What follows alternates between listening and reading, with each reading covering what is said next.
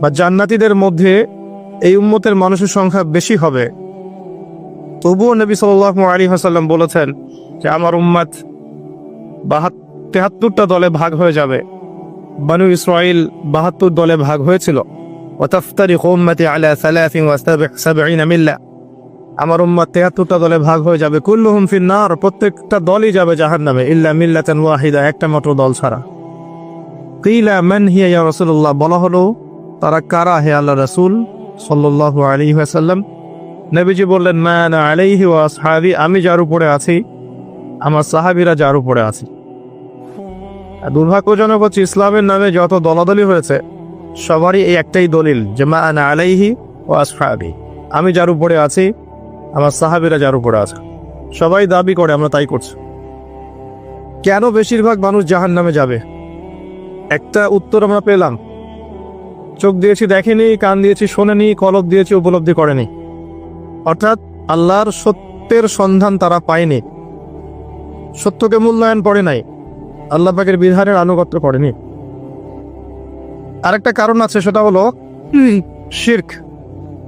কারণ যে বেশিরভাগ মানুষ জাহান্নামে যাবে তাদের আমল নামায় একটা পাপ থাকবে, খুব কমন পাপ, সেটা হলো শিরকের পাপ। কিভাবে এটা বলতে পারি? এভাবে পারি যে আল্লাহ পাক সূরা নিসার মধ্যে বলেছেন ইন্নাল্লাহা লা ইয়াগফিরু আন ইউশরাকা বিহি ওয়া ইয়াগফিরু মা দুনা যালিকা লিমান ইয়াশা। আল্লাহ পাক বলছেন আমি শিরক ছাড়া অন্য যে কোনো গুনাহ যাকে ইচ্ছা ক্ষমা করে দেব। আল্লাহ পাক বলছেন আমি, আল্লাহ পাক শিরকের গুনাহ মাফ করেন না, অন্য যে কোনো গুনাহ যাকে ইচ্ছা আল্লাহ পাক মাফ করে দিবেন ইনশাআল্লাহ। আল্লাহ পাক যখন ঘোষণা দিলেন যে শিরক ছাড়া অন্য গুনাহ আমি মাফ করে দেব ইনশাআল্লাহ, শুধু মানুষের সাথে জড়িত বিষয় বাদ দিয়ে। কারণ মানুষের সাথে জড়িত বিষয় আল্লাহ রাব্বুল আলামিনের কাছে ক্ষমা চেয়ে লাভ হচ্ছে না। যেটা মানুষের সাথে জড়িত বিষয় সেটা আল্লাহর কাছে ক্ষমা চেয়ে লাভ হচ্ছে না। ধরেন আপনি কারো গীবত করেছেন, নাউজুবিল্লাহ, কারো সম্পদ আত্মসাৎ করেছেন, কারো প্রতি জুলুম করেছেন, কাউকে গালি দিয়েছেন, চুরি ডাকাতি করেছেন, ছিনতাই করেছেন, অন্যের সম্পদ আত্মসাৎ করেছেন, কাউকে ধর্ষণ করেছেন, অর্থাৎ অন্য কারো সম্মানহানি করেছেন, জান মাল ইজ্জতের হানি করেছেন। এই বিষয়টার ক্ষমা আল্লাহর কাছে পাওয়া যাবে না। এই ক্ষমাটা ওই বান্দার কাছে নিতে হবে যে ভাই আমি আপনার গীবত করেছিলাম, আমাকে মাফ করে দেন। ভাই আমি আপনার সম্পদ চুরি করেছি, এই নেন, ফেরত নেন। ভাই আমি তোমার জমি আত্মসাৎ করেছি, এটা তোমার, তুমি নিয়ে নাও। ভাই আমি তোমার কাছে টাকা ধার নিয়েছিলাম, দেইনি, এই যে দিয়ে দিলাম, শোধ। প্রতিটা বিষয় যেটা মানুষের সাথে জড়িত, হাক্কুল ইবাদ, এটা আল্লাহর কাছে ক্ষমা হবে না, এটা তার কাছেই ক্ষমা নিতে হবে, এবং এটা খুব কঠিন বিষয়। এর জন্য একটা কলবুন সালিম দরকার হয়, মানে সৎ মনের দরকার হয়।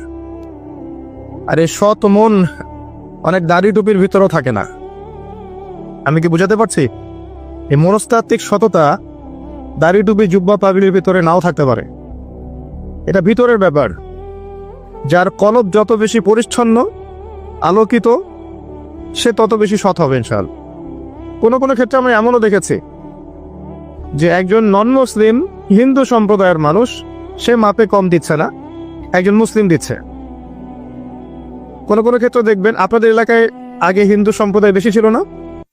আমার জানা মতে রংপুরের এই জায়গায় তো আগে শহর ছিল, তাই না? এখনো এখানে অনেক নিদর্শন আছে। খাঁটি খাবারের জন্য মানুষ তাদের কাছে আসতো, মুসলিমদের দোকানে না গিয়ে তাদের দোকানে যাচ্ছে। তাদের দুধটা হবে খাঁটি, ঘিটা হবে খাঁটি, মিষ্টি হবে খাঁটি। মুসলিমের দোকান বাদ দিয়ে তাদের কাছে যাচ্ছে মানুষ। সততা দিয়ে তারা মানুষের মন জয় করলো। কোনো কোনো ক্ষেত্রে আপনি দেখবেন একজন অমুসলিম রাষ্ট্রের দায়িত্বে আছে, প্রশাসনে আছে, বা সামাজিক দায়িত্বে আছে, ব্যবসা করছে, চাকরি বাকরি করছে। কোনো কোনো ক্ষেত্রে দেখা যায় যে তারা অনেক মুসলিমের চেয়ে বেশি সৎ। হ্যাঁ, ঘুষ নিচ্ছে না, দুর্নীতি করছে না, ব্যবসায় ভাবে কম দিচ্ছে না, সিন্ডিকেট করছে না, চোরা কারবারি করছে না, অনেক ক্ষেত্রে দেখা যায়। এই শ্রেণীর মানুষদেরকে আল্লাহ পাক হেদায়েত দিয়ে দিতে পারেন যাদের মনের মধ্যে আল্লাহ পাক সততা দেখবেন, আল্লাহ পাক তাকে হেদায়েত দিবেন ইনশাআল্লাহ। এটাই নিয়ম। আর যার হৃদয়ের মধ্যে সততা নাই, বাহ্যিকভাবে যদি মনেও হয় যে সে জান্নাতের পথে হাঁটছে, এমন হতে পারে দিন শেষেও জাহান্নামেই যাবে, নাউযুবিল্লাহ। তো যে প্রসঙ্গে এখানে আসলাম, মানুষের সাথে জড়িত হকটা মানুষের সাথেই ডিল করতে হবে। এটা কাবা ঘরের গেলাফ ধরে কানলেও ক্ষমা হবে না। কারণ আল্লাহ পাক তো রহমানুর রহিম নন, শুধু আল্লাহ পাক ন্যায় বিচারকও বটে। কথা কি বুঝতে পারছেন? আল্লাহ পাক শুধু রহমানুর রহিম নন যে সব মাফ করে দিব, একই সাথে শাদীদুল ইকাব, কঠোর শাস্তিদাতাও বটে। এবং আল্লাহ পাকের ন্যায় বিচার, ইনসাফটা সবচেয়ে উপরে। আল্লাহ পাক ইনসাফ করবেন, ইনসাফ করবেন। রহমানুর রহিম কোন অর্থে? আল্লাহ পাক চান যে তার বান্দারা জান্নাতে যাক, এবং তার জন্য আল্লাহ পাক নবী রাসূল পাঠিয়েছেন, আসমানি কিতাব পাঠান, মানুষকে খাওয়ান, পড়ান, হেদায়েত দেন, ভালো মন্দ বোঝান, বিবেক দেন, সবকিছু দেন। রহমানুর রহিম ছাড়া কোনো সত্তা এমন করতে পারে? এরপরেও যখন মানুষ জাহান্নামের পথে হাঁটবে, তখন আল্লাহ পাক কি আমরা দোষ দিতে পারবো? পারবো না। কিয়ামতের দিনের দরকার ছিল।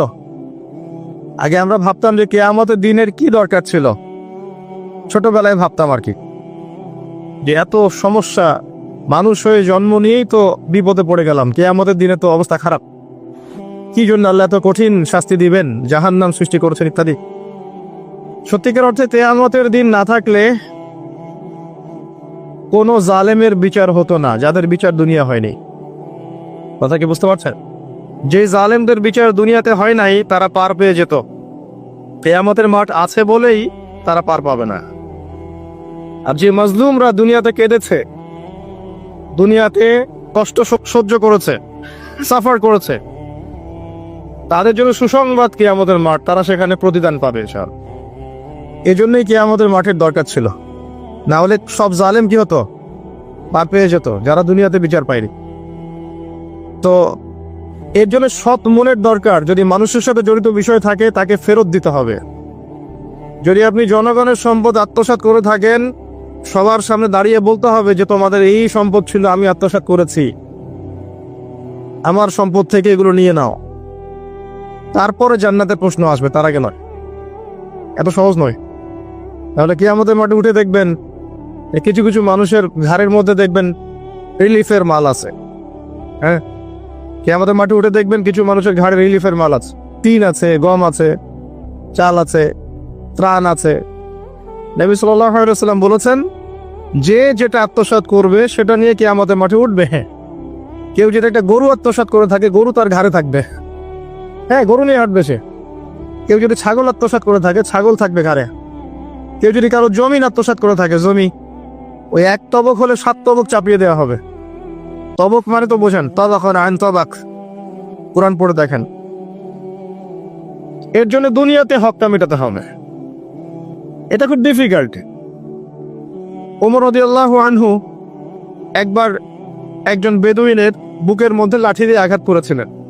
আঘাত করাটা তার জন্য জায়েজই ছিল ওই সময়, কারণ সে বিরক্ত করছিল বারবার। ওমর রাদিয়াল্লাহু আনহু রাষ্ট্রীয় বড় দায়িত্ব পালনে ব্যস্ত ছিলেন। এই সময় একজন বেদুইন এসে তার জামা ধরে টান দিচ্ছে, দিয়ে বলছে যে আমার কথা শোনেন, আমার কথা শোনেন। তিনি ব্যক্তিত্ব সম্পন্ন মানুষ ছিলেন, লাঠি দিয়ে একটু গোতা দিয়েছেন, দেখছো না আমি ব্যস্ত আছি। একটু পরেই তার চিন্তা হলো, আমি কি জুলুম করে ফেললাম? একজন সাহাবীকে পাঠালেন তাকে ডেকে নিয়ে আসবে। সেই সাহাবী তাকে ডেকে নিয়ে আসলেন। এবার সেই ব্যক্তিকে দাঁড় করিয়ে ওমর রাদিয়াল্লাহু আনহু বলছেন, আমিরুল মুমিনিন, অর্ধ জাহানের খলিফা, অর্ধেক বিশ্বের খলিফা, ছোট্ট একটা কান্ট্রির না, পুরো অর্ধেক বিশ্বের খলিফা। তিনি বলছেন, হে লাঠি নাও। হাদা সদরি ইন আরাত, এই যে আমার বুক, তুমি যদি চাও আমার বুকে ওইভাবেই গোতা দিয়ে প্রতিশোধ নিয়ে নাও। আমি কি বুঝাতে পারছি কথা কিছুটা? এই ব্যক্তি হতভম্ব হয়ে গেল যে সত্যি কি উনি আমাকে এই কথাটা বলছেন? তিনি আমিরুল মুমিনিন হয়ে এই কথা বলছেন যে আমার বুকের মধ্যে লাঠি দিয়ে আঘাত করে তুমি প্রতিশোধ নিয়ে নাও?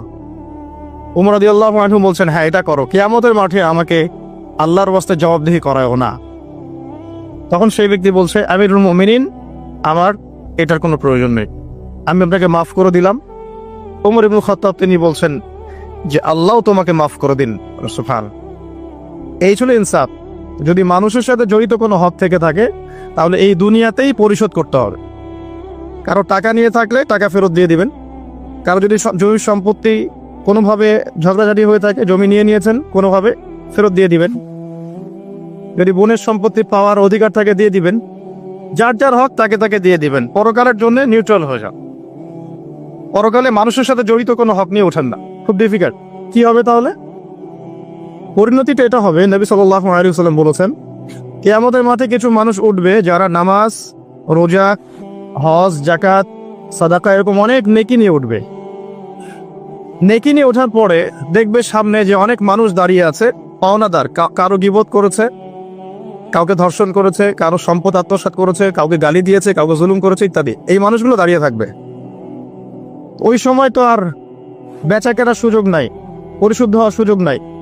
আল্লাহ পাক তখন বলবেন যে এই ব্যক্তিদের নেকি তাদের আমল নামায় দিয়ে দাও, পাওনাদারদের আমল নামায় এই নেকি দিয়ে দাও। ও নামাজ, রোজা, হজ, যাকাতের নেকি থেকে তাদের ঋণ শোধ করা হবে। এবং শোধ করতে করতে যদি নেকি শেষ হয়ে যায় তখন ওই ব্যক্তিদের গুনাহ থেকে গুনাহ এই ব্যক্তির আমল নামায় যুক্ত করা হবে। পরিশেষে এই ব্যক্তি যাবে জাহান্নামে, ওরা চলে যাবে জান্নাতে। মানে নাউযুবিল্লাহ। দুনিয়াতে আল্লাহর সাথে জড়িত বিষয় থাকতে পারে, পরকালে যেন মানুষের সাথে জড়িত কোনো হক রাখেন না। এটাই প্রথম নসিহত। আল্লাহ রাব্বুল আলামিন এটাই বলেছেন যে নিশ্চয়ই আল্লাহ শিরক ছাড়া সমস্ত গুনাহ মাফ করতে পারেন। তার মানে আমরা বুঝতে পারছি যে বেশিরভাগ মানুষ জাহান্নামে যাবে, তাদের আমল নামায় শিরকের পাপ থাকবে। কিসের পাপ থাকবে? শিরকের পাপ থাকবে। কারণ আল্লাহ পাক বলেছেন শিরক ছাড়া যে কোনো গুনাহ তিনি ক্ষমা করতে পারেন। এবং মেরাজের রাতে যখন নবী সাল্লাল্লাহু আলাইহি ওয়াসাল্লাম আল্লাহর সাথে সাক্ষাৎ করেছেন, আল্লাহ পাক 3টা প্রতিশ্রুতি দিয়েছেন, 3টা হাদিয়া, উপহার। একটা হচ্ছে 50 ওয়াক্ত নামাজ, যেটাকে আমরা এখন 5 ওয়াক্ত পড়ি। 5 ওয়াক্ত পড়লে আপনি 50 ওয়াক্তের নেকি পাবেন ইনশাআল্লাহ। আর এই উম্মতের যে কোনো নেকির কাজ 10 দিয়ে গুণ করা হবে। একটা ভালো কাজ করলে আপনি 10 গুণ নেকি পাবেন, আল্লাহ পাক এটা বলে দিয়েছেন। কিন্তু গুনাহ একটা করলে একটাই পাবেন। একটা গুনাহ করেছেন, একটাই থাকবে, এটাকে 10 দিয়ে গুণ করা হবে না। এটা প্রথম হাদিয়া। দ্বিতীয় হাদিয়া হচ্ছে সূরা বাকারার শেষের 3টা আয়াত। সূরা বাকারার শেষের 3টা আয়াত, লিল্লাহি মা ফিস সামাওয়াতি, এখান থেকে ফানসুরুনা আলাল কওমিল কাফিরিন পর্যন্ত। এটা একটা হাদিয়া। এবং নবী সাল্লাল্লাহু আলাইহি ওয়াসাল্লাম বলেছেন, রাতের বেলা কেউ যদি এই 3টা আয়াত পড়ে ঘুমায়, ঘুমানোর আগে 3টা আয়াত পড়ে নিয়ে ঘুমায়, বা মাগরিবের নামাজের পর থেকে পড়া শুরু করে, কারণ মাগরিবের পর থেকে রাত শুরু হয়। পশ্চিমা বিশ্বের মতো 12টার পর থেকে রাত শুরু হয় না ইসলামে, সূর্য ডুবলেই রাত শুরু হয়। তো নবী সাল্লাল্লাহু আলাইহি ওয়াসাল্লাম বলছেন তার আমল নামায় সারা রাত ইবাদতের নেকি দেওয়া হবে ইনশাআল্লাহ। আরেকটা হাদিয়া হচ্ছে এটা, আল্লাহ পাক ঘোষণা দিয়েছেন এই উম্মতের কোনো ব্যক্তি যদি শিরক না করে মারা যায়, এই উম্মতের কোনো ব্যক্তি যদি শিরক না করে মারা যায়, মানুষের সাথে জড়িত কোনো পাপ না থাকে, ইনশাআল্লাহ আল্লাহ পাক তাকে মাফ করে দিবেন। আর এই সূরা নিসার আয়াতটাও এটাই প্রমাণ করছে। আল্লাহ পাক বলছেন, ইন্নাল্লাহা লা ইয়াগফিরু আন ইউশরাকা বিহি, আল্লাহ পাক শিরকের গুনাহ মাফ করেন না, ওয়া ইয়াগফিরু মা দুনা যালিকা লিমান ইয়াশা, এবং এছাড়া যে কোনো পাপ আল্লাহ পাক যাকে ইচ্ছা মাফ করতে পারে। আল্লাহ পাক পরম করুণাময়, অসীম দয়াল। এক ব্যক্তি 100টা খুন করেছিল, 99টা খুন করার পরে, এটা বনু ইসরাইলের ঘটনা, এটা গল্প নয়, কেচ্ছা কাহিনী নয়, সত্য ঘটনা। সে তওবার সুযোগ খুঁজছে, তওবা করা যাবে কিনা। খুঁজতে খুঁজতে খুঁজতে একজন আবেদের কাছে গিয়েছে। আবেদ মানে যে ইবাদত করে কিন্তু জ্ঞান নাই। 2 রকম মানুষ থাকে মুসলিমদের মধ্যে, একজন এক শ্রেণী আলেম যারা জানে এবং জানা অনুযায়ী আমল করে, আর এক শ্রেণী হচ্ছে খুব একটা জানে না কিন্তু দেখা দেখে আমল করে, এটাকে বলা হয় আবেদ। এই ব্যক্তি ছিল আবেদদের একজন।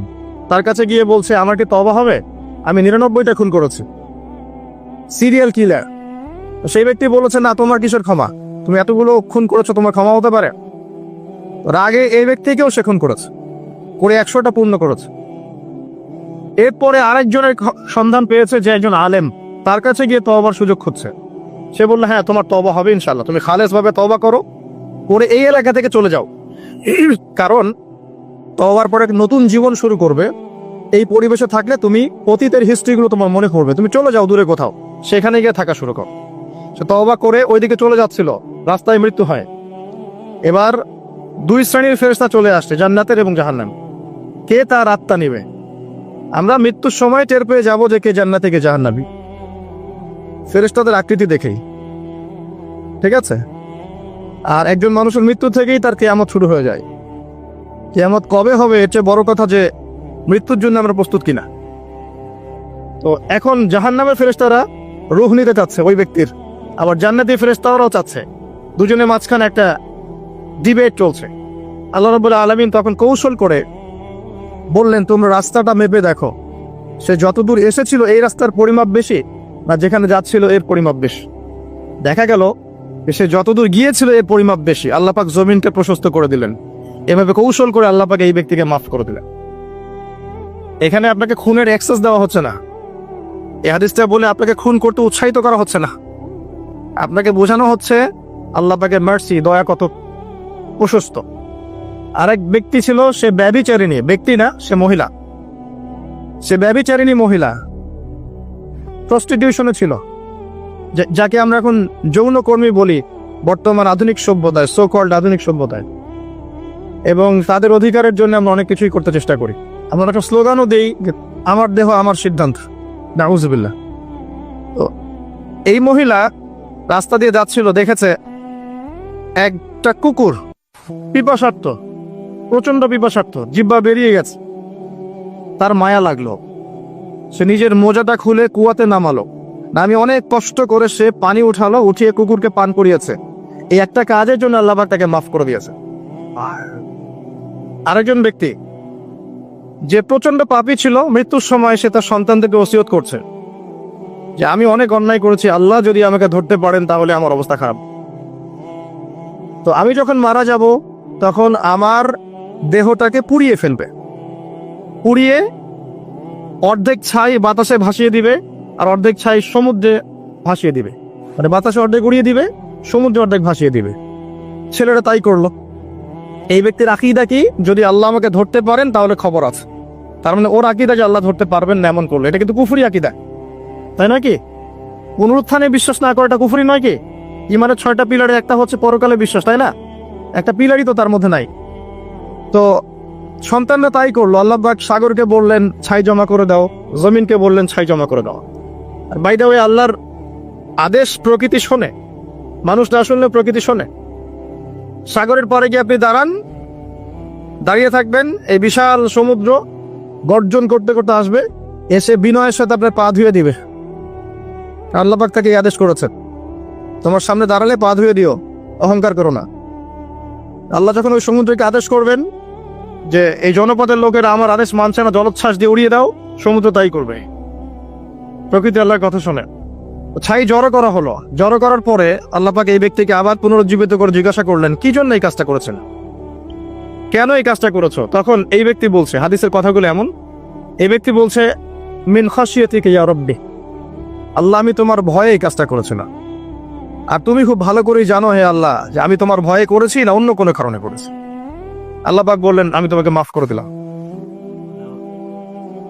আর দুজন ব্যক্তি, এটা বলে সামনে যাচ্ছেন, আর দুজন ব্যক্তি, এটা আমাদের মুসলিমদের জন্য শিক্ষা আছে। আমরা মুসলিমরা মনে করি যে আমরা সুপিরিয়র হয়ে গেছি। মাশাআল্লাহ, জুমার নামাজে আসি, রমজানের রোজা রাখি, মাঝে মাঝে একটু যাকাত দেই, সুযোগ পেলে একটা হজ উমরা করে আসি, তাই না? মাঝে মাঝে মসজিদে এসে নামাজ পড়ি, আমরা মনে হয় জান্নাতের সার্টিফিকেট পেয়ে গেছে, আমরা এমনটা মনে করি আর কি। দুই ব্যক্তি, একজন অনেক আল্লাহওয়ালা মানুষ, আর একজন হচ্ছে যে আল্লাহর দিনের খুব একটা পরোয়া করে না। এই বন্ধু সেই বন্ধুকে দাওয়াত দেয়, দিনের পথে আসো, দিনের পথে আসো, আসো। এই ব্যক্তি শোনে না। তো একদিন এই ব্যক্তি বলে ফেললো, যে ব্যক্তি একটু পায়াস টাইপের রিলিজিয়াস মুসলিম, সে বলে ফেললো যে আল্লাহ তোকে কখনো মাফ করবে না। কথাটা শোনেন, আল্লাহ তোকে মাফ করবে না, তোকে এত ডাকি দাওয়াত দিই, তুই কথা শুনিস না। মৃত্যুর পরে আল্লাহ পাক এই দুইজনকে জীবিত করলেন। জীবিত করে বললেন, কে তোমাকে ইখতিয়ার দিয়েছে যে আমি কাউকে ক্ষমা করব কি করব না এই বিষয়ে সিদ্ধান্ত দেওয়ার? আজকে আমি ওকে মাফ করে দিলাম আর তোমাকে জাহান্নামে দিলাম, যাও। যার মনের মধ্যে যাররা পরিমাণ অহংকার থাকবে সে ব্যক্তি জান্নাতে যেতে পারবে না। আর অহংকার এবং রিয়াটা এত সূক্ষ্ম যে অন্ধকার রাতের কালো পাথরের উপরে যদি কালো পিঁপড়া হাঁটে, এটা যেমন সূক্ষ্ম, রিয়া এবং অহংকার এতটাই সূক্ষ্ম। এবং যখন আপনারা ইসলামিক ব্যক্তিত্বদেরকে নিয়ে আইওয়াশ এবং শোডাউনে লিপ্ত হন, তখন অহংকার তাদের মনের মধ্যে চলে আসতে পারে। এই বিষয়গুলো থেকে সম্পূর্ণ দূরে থাকা উচিত। আল্লাহ পাক আপনাদেরকে বোঝার তৌফিক দান করুন। শিরকের পাপ থেকে বেঁচে থাকুন, মানুষের সাথে জড়িত পাপ থেকে বেঁচে থাকুন। আল্লাহ পাক পরম করুণাময়, অসীম দয়ালু। আল্লাহ পাক সমস্ত গুনাহ মাফ করতে পারেন। এর মানে এই নয় যে গুনার এক্সেস দেওয়া হচ্ছে, লাইসেন্স দেওয়া হচ্ছে, এমনটা নয়। আল্লাহ পাকের দয়া বোঝানো হচ্ছে। আল্লাহ আপনাকে ভালোবাসেন এবং আল্লাহই আপনাকে প্রকৃত অর্থে ভালোবাসেন, বাকিরা আপনাকে স্বার্থের জন্য ভালোবাসেন। মনে রাখবেন, প্রকৃত অর্থে শুধু আল্লাহই তার বান্দাদেরকে ভালোবাসেন, বাকিরা মানুষের অবস্থানকে ভালোবাসে, মানুষের ব্যক্তিসত্তাকে নয়, আপনার আত্মাকে নয়, আপনার অবস্থানকে। এটা আপনি হারে হারে উপলব্ধি করবেন যত দিন যাবে। বাকি বিষয়গুলো স্বার্থকেন্দ্রিক। আল্লাহ রাব্বুল আলামিনের ভালোবাসা স্বার্থকেন্দ্রিক নয়, নিঃস্বার্থ। আল্লাহর জন্য ভালোবাসো। মাকে ভালোবাসেন আল্লাহর জন্য, বাবাকে ভালোবাসেন আল্লাহর জন্য, আপনি সন্তান সন্ততিকে ভালোবাসেন আল্লাহর জন্য, স্ত্রীকে ভালোবাসেন আল্লাহর জন্য। তাদের জন্য করেন আল্লাহকে সন্তুষ্ট করার জন্য, তাদের কাছে কিছু পাওয়ার আশায় না। যখন আপনি কারো কাছে কিছু পাওয়ার আশা করবেন, তখন তার কাছ থেকে কষ্ট পাবেন। যখন কারো কাছে কিছু পাওয়ার জন্য আপনি আশা করবেন, তখন তার কাছে কষ্ট পাবেন। এর বাইরে একটা ভালোবাসা থেকে, ডিভাইন, আল্লাহর পক্ষ থেকে আসে। সেই দুই ব্যক্তি যারা আরশের ছায়ায় ছায়া পাবে, ওই 7 শ্রেণীর মধ্যে এক শ্রেণী হচ্ছে ওই দুই ব্যক্তি যারা একে অপরকে শুধু আল্লাহর জন্য ভালোবাসতো। এই ভালোবাসা, মুআমালাত, আপনার উঠা বসা, চলাফেরা, ইবাদত, প্রতিটা কাজ হোক শুধু আল্লাহর সন্তুষ্টির জন্য। এটাই হচ্ছে তাওহীদের চূড়ান্ত লেভেল। তখন গিয়ে আপনি আল্লাহর মারিফত বুঝতে পারবেন, আল্লাহকে আপনি আপন করে পাবেন। যখন ডাকবেন, দেখবেন আল্লাহ আপনার কাছে আছে। এমন সময় দেখবেন মনে মনে কিছু চিন্তা করেছেন যে আমার এটা দরকার, দেখবেন বাসায় গিয়ে ওটা হাজির আপনার সামনে। নবী সাল্লাল্লাহু আলাইহি ওয়াসাল্লাম এটাই বলেছেন, জুতার ফিতার প্রয়োজন হলেও আল্লাহর কাছে চেয়ে নাও। তোমার যদি জুতার ফিতার প্রয়োজন হয়, আল্লাহর কাছে চেয়ে নাও, কারো কাছে চেয়েও না। আব্দুর রহমান বিন আউফ রাদিয়াল্লাহু আনহু মদিনায় গিয়েছেন হিজরত করে। অন্য একজন সাহাবী বলছেন, আমার 2টা বাড়ি আছে, একটা নিয়ে নেন, 2টা জমি আছে, একটা নিয়ে নেন। আব্দুর রহমান বিন আউফ তিনি বলছেন, আরিনি আইনাস সুক, আমাকে দেখিয়ে দাও যে বাজার কোথায়। অল্প কিছু খেজুর কিনলেন, আল্লাহর প্রতি তাওয়াক্কুল করে গায়রাতের পরিচয় দিলেন, ব্যক্তিত্বের পরিচয় দিলেন, দিয়ে তিনি চলে গেলেন বাজারে। বাজারে গিয়ে ব্যবসা শুরু করলেন। মাত্র 7 বছরের ব্যবধানে তিনি মদিনার শ্রেষ্ঠ ধনীদের একজন হয়েছেন। আল্লাহর হয়ে যান, শুধু আল্লাহকে আপন করে নেন, দেখবেন সবকিছু আপনার অনুকূলে ইনশাআল্লাহ। ইন্না সলাতি ওয়া নুসুকি ওয়া মাহইয়ায়া ওয়া মামাতি লিল্লাহি রাব্বিল আলামিন, এই কনসেপ্টে আসেন। ইব্রাহিম আলাইহিস সালাম বলেছেন, আমার সালাত, আমার যত কুরবানি, আমার জীবন, আমার হায়াত, মৃত্যু সবকিছু আল্লাহর জন্য। তখন দেখবেন দুনিয়াতে যদি আল্লাহর পথে চলতে আপনি বাধা পান, বিপত্তি পান, কষ্ট পান, দুঃখ কষ্ট আসে, বালা মুসিবত আসে, আপনার মুখে হাসি থাকবে। আপনি বুঝবেন এগুলো আল্লাহর জন্য, আল্লাহ এগুলোর প্রতিদান দিবেন ইনশাআল্লাহ। এবার আসেন আরেকটা পয়েন্ট এসে আমি আলোচনা শেষ করতে চাই। আমাদের সামনে একটা মৌসুম অপেক্ষা করছে আল্লাহর ক্ষমা পাওয়ার। 3 শ্রেণীর মানুষের জন্য নবী সাল্লাল্লাহু আলাইহি ওয়াসাল্লাম অভিশাপ দিয়েছেন। অভিশাপ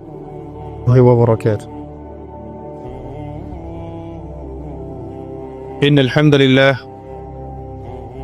নাহমাদুহু ওয়া নাস্তাঈনুহু মান ইয়াহদিহিল্লাহু ফালা মুদিল্লা লাহু ওয়া মান ইউদ্লিল ফালা হাদিয়া লাহু ونشهد أن لا إله إلا الله وحده لا شريك له ونشهد أن محمدا عبده ورسوله أما بعد فأعوذ بالله من الشيطان الرجيم بسم الله الرحمن الرحيم وقال الله تعالى في كلامه المجيد والفرقانه الحميد يا أيها الذين آمنوا اتقوا الله حق تقاته ولا تموتن إلا وأنتم مسلمون وقال رسول الله صلى الله عليه وسلم القرآن حجة لك وعليك رب اشرح لي صدري ويسر لي أمري واحلل عقدة من لساني يفقه قولي اللهم فقهنا في الدين وعلمنا التأويل اللهم اجعلنا منهم الذين آمنوا وعملوا الصالحات وتواصوا بالحق وتواصوا بالصبر আলহামদুলিল্লাহ, যাবতীয় প্রশংসা এবং গুণগান একমাত্র মহিয়ান ও গরিয়ান আল্লাহ রাব্বুল আলামিনের জন্য, যে আল্লাহ সুবহানাহু ওয়া তাআলা নাজিল করেছেন মহাবিশ্বের মহাবিশ্বয় মহাগ্রন্থ আল কোরআনুল কারীম। যে আল্লাহ পাক আমাদেরকে আজকে সুস্থ শরীরে মসজিদে আসার তৌফিক দান করেছেন, আমাদেরকে মুসলিম পরিবারে জন্মগ্রহণ করার তৌফিক দান করেছেন, মুহাম্মদ সাল্লাল্লাহু আলাইহি ওয়াসাল্লামের উম্মাহ হওয়ার সৌভাগ্য দান করেছেন। সকলেই শুকরিয়া আদায় করি, বলি আলহামদুলিল্লাহ। অগণিত অসংখ্য দরুদ এবং সালাত বর্ষিত হোক মহান আল্লাহ প্রেরিত সর্বশেষ এবং চূড়ান্ত নবী, মানবতার মুক্তির দূত মুহাম্মদুর রাসূলুল্লাহ সাল্লাল্লাহু আলাইহি ওয়াসাল্লামের প্রতি আমরা সংক্ষিপ্ত আকারে দরুদ পড়ি। আল্লাহুম্মা সাল্লি আলা মুহাম্মদ, আল্লাহুম্মা বারিক আলা মুহাম্মদ। সম্মানিত উপস্থিতি, কেমন আছেন আপনারা? আলহামদুলিল্লাহ আলা কুল্লি হাল ওয়া ফি কুল্লি মাকান। আমরা পবিত্র জুমার দিনে আছি। আল্লাহ পাক জুমার দিনে খুতবা শ্রবণ এবং সালাত আদায়ের উদ্দেশ্যে সুস্থ শরীরে মসজিদে আসার তৌফিক দিয়েছেন, আবারও বলি আলহামদুলিল্লাহ। রাসূলুল্লাহ সাল্লাল্লাহু আলাইহি ওয়াসাল্লাম বলেছেন, জুমার দিনে কেউ যদি সকাল সকাল গোসল করে এবং উত্তম কাপড় পরিধান করে, সুগন্ধি ব্যবহার করে, সকাল সকাল মসজিদে আসে এবং পায়ে হেঁটে মসজিদে আসে, ইমামের কাছাকাছি বসে, মনোযোগের সাথে খুতবা শ্রবণ করে, খুতবা চলাকালীন সময়ে কাউকে কষ্ট দেয় না, এমনকি কেউ যদি কথা বলে তাকে এটাও বলবে না যে চুপ করো, এবং ইমামের সাথে নামাজ শেষ করে, নবী সাল্লাল্লাহু আলাইহি ওয়াসাল্লাম বলেছেন, এই ব্যক্তির আমলনামায় প্রত্যেক পদক্ষেপের বিনিময়ে 1 বছরের নফল নামাজ, 1 বছরের নফল রোজার নেকি দেয়া হবে। এই বিশাল নেকিটা নষ্ট হয়ে যাবে যদি খুতবা চলাকালীন সময় আমরা কথাবার্তা বলি, মোবাইলে ব্যস্ত থাকি, লুকিয়ে লুকিয়ে ভিডিও করি, ফটো সেশন করতে থাকি ইত্যাদি, অন্যকে কষ্ট দেই, আপোষে কথাবার্তা বলি, তাহলে এই পুরো নেকিটা নষ্ট হয়ে যাক। দেখবেন এটা বলে দেওয়ার পরেও কিছু মানুষ কথা বলবে, এই কাজ করবে। আল্লাহ পাক বলেছেন কিছু মানুষ সম্পর্কে, লাহুম কুলুবুন লা ইয়াফকাহুনা বিহা, আমি হৃদয় দিয়েছি উপলব্ধি করে না, ওয়া লাহুম আযানুন লা ইয়াসমাউনা বিহা, শ্রবণ ইন্দ্রিয় দিয়েছি শুনবে না, ওয়া লাহুম আ'য়ুনুন লা ইউবসিরুনা বিহা, চোখ দিয়েছি দেখবে না। আল্লাহ বলেছেন এমন কিছু মানুষের কথা, এবং তাদের বিষয়ে আল্লাহ বলছেন, উলাইকা কালআনআম, এরা হচ্ছে গবাদি পশুর মতো, জাস্ট লাইক ক্যাটলস, গবাদি পশু, জন্তু জানোয়ারের মতো, বাল হুম আদাল, বরং তার চাইতেও নিকৃষ্ট। উলাইকা হুমুল গাফিলুন, এরা হচ্ছে গাফেল সম্প্রদায়। আল্লাহ পাক এদেরকে দিয়েই জাহান্নাম পূর্ণ করবেন। ওয়ালাকাদ যারানা লিজাহান্নামা কাসীরাম মিনাল জিন্নি ওয়াল ইনস, প্রচুর জিন আর মানুষকে দিয়ে আমি জাহান্নাম পূর্ণ করব। অপরাধ এটাই, চোখ দিয়েছি দেখে নাই, কান দিয়েছি শোনে নাই, হৃদয় দিয়েছি উপলব্ধি করে নাই, এটাই অপরাধ। আর সহিহ বুখারীর মধ্যে 4 বার একটা হাদিস এসেছে যে আল্লাহ পাক আদম আলাইহিস সালামকে ডাকবেন কিয়ামতের মাঠে এবং বলবেন, তোমার সন্তানদের মধ্য থেকে জাহান্নামীদেরকে আলাদা করে দাও। আদম আলাইহিস সালাম বলবেন, কতজন হে আল্লাহ? আল্লাহ পাক বলবেন, প্রতি 1999 জনকে জাহান্নামের জন্য আলাদা করে দাও।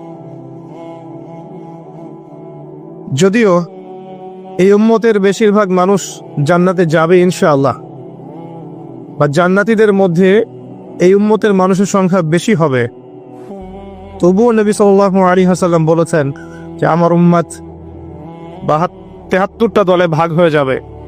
বনু ইসরাঈল 72 দলে ভাগ হয়েছিল। ওয়াতাফতারিকু উম্মতি আলা 73 মিল্লা, আমার উম্মত 73টা দলে ভাগ হয়ে যাবে। কুল্লুহুম ফিন নার, প্রত্যেকটা দলই যাবে জাহান্নামে, ইল্লা মিল্লাতান ওয়াহিদা, একটা মাত্র দল ছাড়া। কিলা মান হিয়া ইয়া রাসূলুল্লাহ, বলা হলো তারা কারা হে আল্লাহ রাসূল সাল্লাল্লাহু আলাইহি ওয়াসাল্লাম? নবীজি বললেন, মা আনা আলাইহি ওয়া আসহাবি, আমি যার উপরে আছি, আমার সাহাবীরা যার উপরে আছে।